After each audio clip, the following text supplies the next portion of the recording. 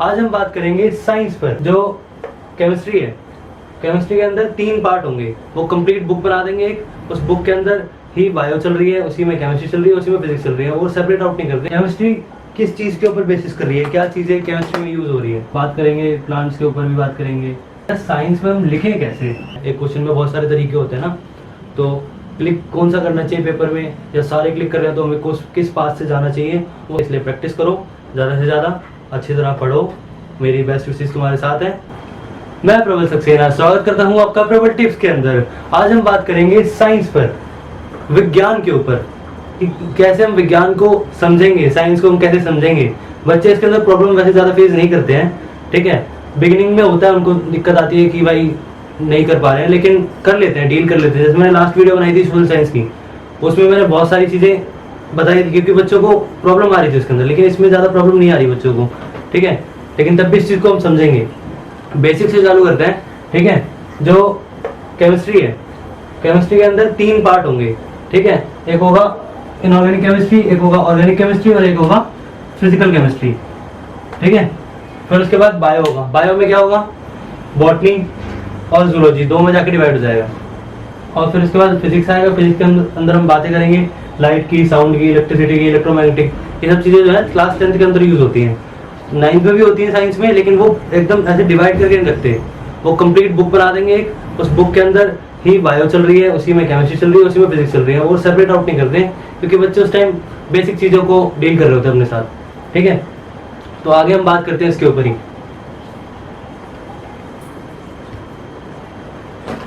तो केमिस्ट्री के ऊपर बात करेंगे सबसे पहले। केमिस्ट्री किस चीज के ऊपर बेसिस कर रही है, क्या चीजें केमिस्ट्री में यूज हो रही है। जैसे आपका इसमें थ्योरेटिकल पोर्शन तो होगा ही होगा, थ्योरेटिकल तीनों में होगा, फिजिक्स में भी होगा, बायो में भी होगा, केमिस्ट्री में भी होगा, लेकिन वैरी करेगा कि इसमें कितना ज्यादा होता जा रहा है, ठीक है। इसके अंदर एक्सपेरिमेंट वाली बात भी आएगी।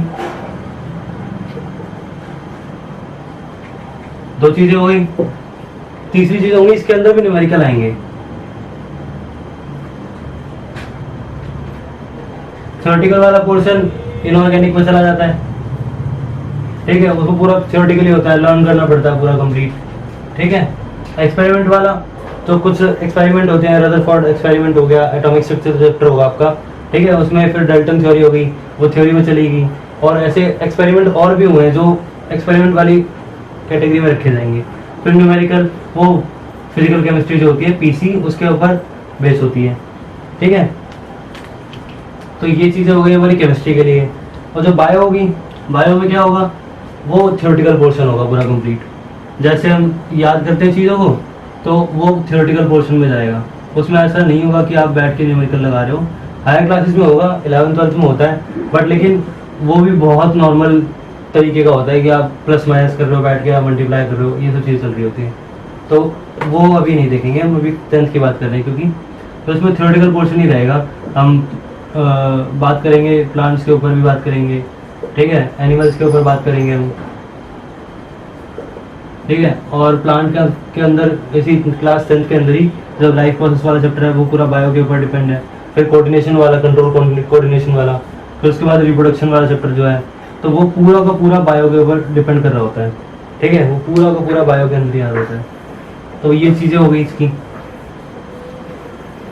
तो जो बच्चे इसमें दिक्कत फेस करते हैं आमतौर पर, वो ये होती है कि भैया साइंस में हम लिखें कैसे, हमें लिखने में दिक्कत आ रही है।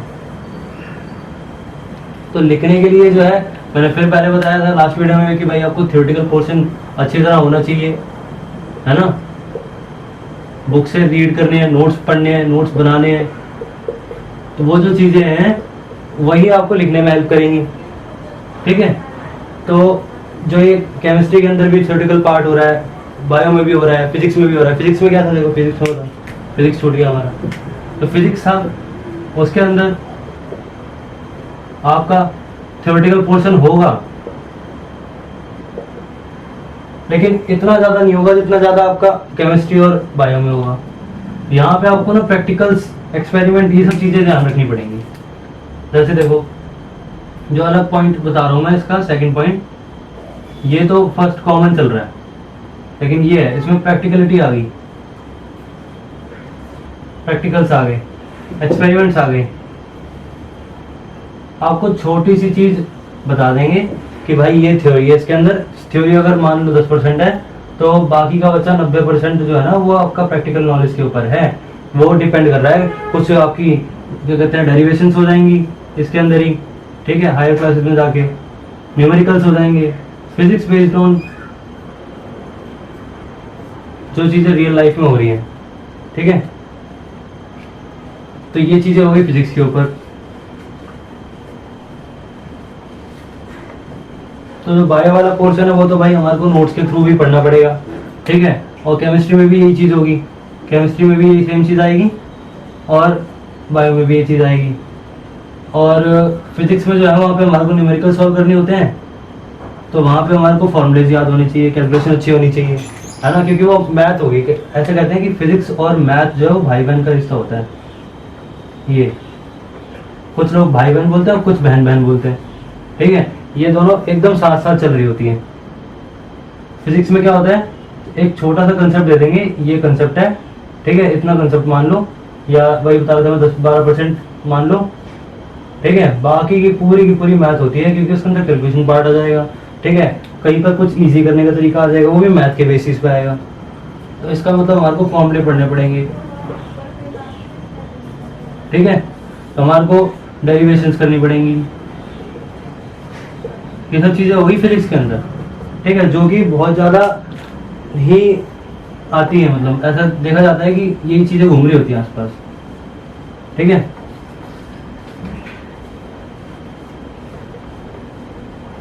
तो हम बात कर रहे थे कि पेपर किस तरीके से बनने वाला है, पेपर कैसे क्वेश्चन पूछे जाते हैं पेपर के अंदर, जो बोर्ड में आने वाले हैं, बोर्ड वाले सवाल जो है वो किस तरीके के फ्रेम होने वाले हैं, कैसे होते हैं, है ना। लास्ट ईयर पास्ट ईयर में क्या क्या हुआ है।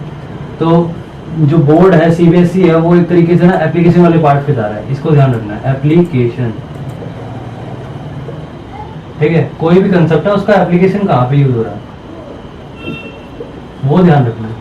बोर्ड पे कॉम्पिटेंसी क्वेश्चन ज्यादा आ रहे हैं,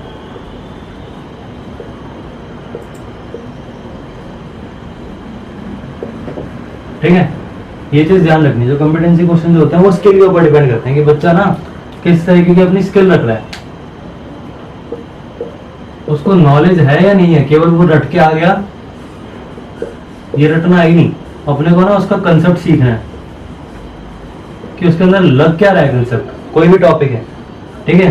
कंसेप्ट समझ में आ जाएगा, फिर उसका एप्लीकेशन सीखना है, रियल लाइफ से लिंक करना है, क्योंकि जो लिंक करोगे उसको अपनी रियल लाइफ से तो चीजें ज्यादा अच्छी तरह समझ में आने लग जाएंगी। ये होता है, हमेशा से होता है। तो बात कर रहे थे हम एप्लीकेशन, कंसेप्ट और कॉम्पिटेंसी बेस्ड क्वेश्चन के ऊपर, है ना। तो इसलिए हम ये बता रहे थे कि एप्लीकेशन जो है वो अपने को स्ट्रॉन्ग रखनी है किसी भी कंसेप्ट की, जो भी उसमें यूज हो रहा है, ठीक है। उसके बाद फिर वो रियल लाइफ में कैसे लिंक हो रहा है, ये चीज़ अपने को ध्यान रखनी है, ठीक है। आगे बताता हूँ, इसमें भी सेम चीज़ है तुम्हारे साथ कि भाई अगर नोट्स वगैरह नहीं बना रखे, ठीक है, नोट्स की दिक्कत है, शॉर्ट नोट्स की दिक्कत है, क्वेश्चंस नहीं है, या क्वेश्चन है तो बन नहीं रहे, बनने का मतलब सॉल्व नहीं हो रहे, समझे। तो उस चीज के लिए भी मैं सॉल्यूशन दूंगा। क्या होगा वो सॉल्यूशन, आज तो नहीं लेकिन आने वाली वीडियोस के अंदर कंसेप्ट बिल्ड करवाऊंगा मैं। हमारे साइंस में पढ़ाऊंगा तुमको, ठीक है। जैसे मैथ में पूरा प्रॉपर समझाया जाएगा, कंसेप्ट्स को क्वेश्चन करवाए जाएंगे आने वाले टाइम में, ठीक है, वैसे ही पूरा मैं इसमें साइंस में भी करवाऊंगा, ठीक है। जो क्वेश्चन अगर नहीं होंगे तो क्वेश्चन की पीडीएफ दूंगा मैं, इसी डिस्क्रिप्शन बॉक्स में मिलेगी। नोट्स नहीं होंगे इसकी भी पीडीएफ दूंगा मैं, डिस्क्रिप्शन बॉक्स में मिलेगी, शॉर्ट नोट्स की भी, और मेरे खुद के नोट्स जो मैंने पढ़े थे अपने टाइम पे, सेल्फ नोट्स, वो नोट्स भी मैं पीडीएफ बना के डालूंगा। तो उसको भी बच्चे क्या करेंगे, देख लेंगे और पढ़ लेंगे। पढ़ के डालना नहीं है, पढ़ के अर्जित करना है, अपने पास रखना है, अपने दिमाग में रखना है, ठीक है।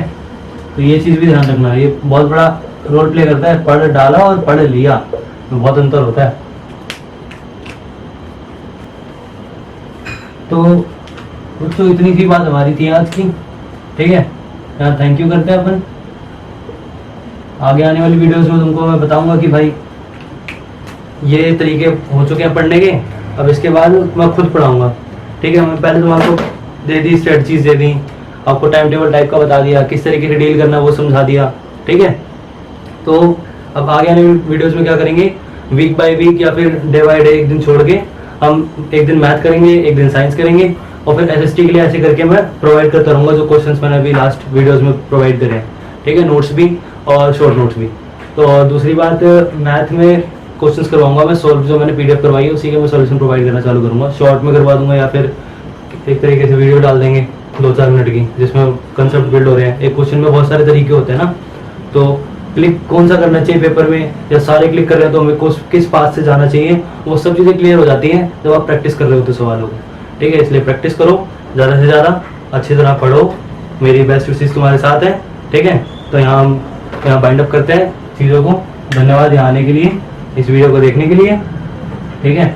और आगे आने वाली वीडियोज़ में हम बात करेंगे कि भाई हम अब पढ़ाई चालू करेंगे डायरेक्ट, ठीक है। बात तो हो गई हमारी, हिंदी इंग्लिश जो बच्चा है वो खुद कर लेता है, लेकिन उसमें भी मैं बता दूंगा कि भाई किस तरीके से लिखना है, ठीक है। क्योंकि बोर्ड में ऐसी चेकिंग होती है कि वो कहना नहीं चाहिए, लेकिन बता रहा हूँ मैं, अंदर की बात बता रहा हूँ, बोर्ड में बहुत लीनियंट चेकिंग होती है, ये पक्की बात है, ठीक है। कुछ 2-4 टीचर होते हैं जो भाई खुंदस निकाल रहे होते हैं अपनी, लेकिन बाकी बहुत प्यार से चेकिंग करते हैं, कोई दिक्कत नहीं आ रही होती है, सब अच्छी तरह हो रहा है, ठीक है।